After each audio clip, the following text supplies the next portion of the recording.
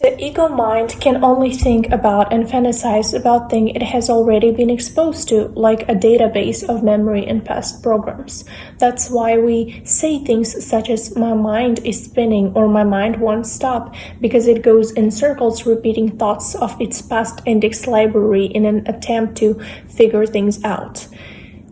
When the mind is constantly active, rehashing the past or projecting into the future, it is not able to be truly present and therefore receptive to genuine insight within the now moment, which is the only time inspiration could ever arise. In order to receive a new thought, we must get silent and still. When we are able to create spaciousness in the mind, we then open ourselves up to receiving genuine inspiration. With practice and devotion, this surrendered presence of inspiration can eventually become our very waking moment.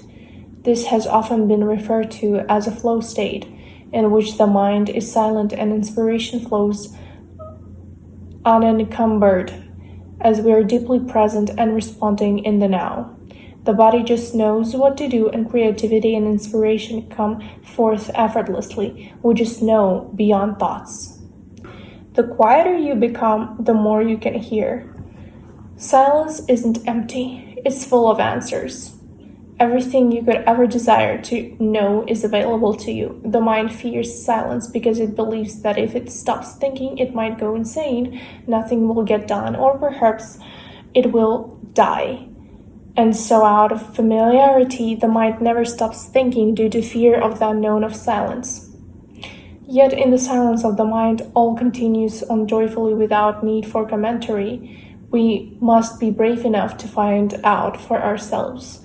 Our persona will just know what to do and say. Everything will still get done and life will carry on beautifully. In fact, we will go about our lives without fear, stress, or insecurity, all products of the ego mind.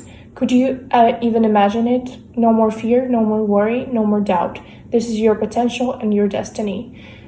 Paying attention to the station. Because thoughts are downloaded and given to the mind, it is important to become aware of which station or theme of consciousness you are tuned into. Do you find that you are often tuning into the station of frustration or anger? Are you impatient or dissatisfied? Are you always thinking about what is wrong or missing, what you don't have? Or are you embodying this theme of love and inner peace and thinking about all that is right, good, and aligned in your life? If you're not consciously choosing a frequency, by default you will either become the frequency of your environment or the frequency of a past program. Just as you would change the station of a radio to hear different music, you must change the theme of consciousness you are tuned into in order to hear different thoughts and experience different emotions. Through consciously exercising your spiritual will, you can tune into a new station, and your mind will become the receiver for a new wave of thoughts. This is through your declaration and invitation for something new that inspiration flows. This is one of the ways the mind can work for you and be a tool of inspiration and intuition in this physical world. Put yourself in a positive frequency to think positive thoughts and you will change your life. Viktor Frankl, a Holocaust survivor, an Australian neurologist and psychiatrist, taught that in every moment there is space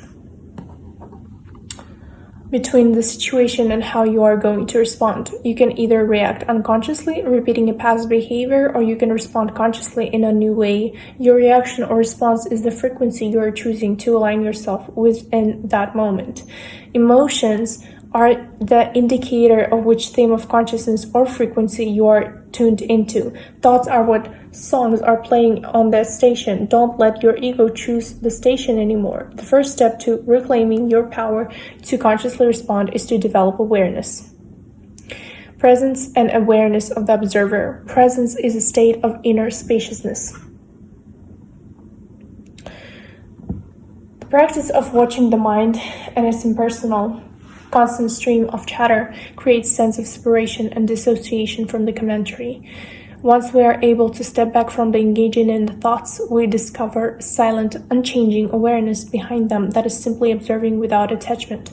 Because we are no longer on autopilot, believing and going along with the mind's stories without question, we are finally able to choose for ourselves which theme of consciousness we indulge in. Without awareness, we will just go along repeating our past cycles and keep blaming external circumstances. Awareness catches the mind red-handed in its attempt to project its issues outside of itself and takes accountability. This is an achievement of epic proportions. It is like waking up and realizing we were in prison when all along we thought we were free. While this may seem dismal at first, it's actually incredibly empowering. So long as we are unaware of our hypnotic imprisonment, we will happily go on being enslaved to an ego and the suffering it is causing us. People have no clue that they're in prison. They don't know that there is an ego. They don't know the distinction. From a place of awareness, you can see clearly what is playing out in your mind, and therefore be separate from it. See it as a computer and receiver that it is. With awareness, you can actually implement lasting change by having compassion for yourself, your previous beliefs, and then gently and simply letting it all go. Your true self is not afraid, judgmental, worried, angry, revengeful, jealous, shameful, etc. These are all limiting thoughts of the ego, not you. Awareness allows you to pause and find the gap between any situation and your response to it, thus breaking the patterns of limiting themes of consciousness by finally choosing something different. It is through awareness that we begin to do the inner work. We cannot heal something we are unaware of. With awareness, the ego mind could be spinning in a storm of panic and fearful thoughts, but we can remain the calm eye of the storm, still and unmoved amongst it. In moments of chaos, let me bring peace. Presence. While awareness watches the mind's chatter, presence goes beyond it entirely and transcends all lower themes of consciousness. Through watching the mind, we naturally become curious as to what life might feel like without all its noise, thus evoking our first encounter with divine presence. Presence lives without egos editing of reality, and therefore experiences life radically as it is, without indulging in the mind's thinking. We experience life in slow motion, taking in the richness of every detail. It is the notion of switching focus from content to the context, to take in the wholeness of every moment, the sound of our fingers caressing fabric, the texture of the linen, the smell of the detergent, the sunlight dancing through the window, the cool air entering our nose, and the hum of the insects outside all come into focus at once, even in a seemingly mundane moment of lying on the couch. A simple moment such as this has the ability to bring us to tears and gratitude for life, all of which normally gets overlooked and ignored because the attention is completely distracted by the business of the mind. In the state of presence, it is as of it all of life is transformed into an all-encompassing divine movie or magical dream. Yoga, meditation, breathwork, and plant medicines are all wonderful tools for temporarily accessing presence, thus can help us preview higher themes of consciousness. However, there are only tools to awaken possibility.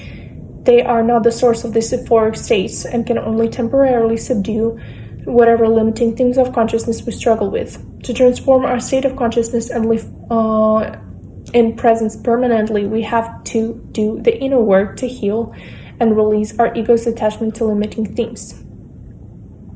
Neither breathing nor physical yoga exercises are of any use until you have grasped the idea. In reality, I am nothing but a witness. Nothing can touch me from outside.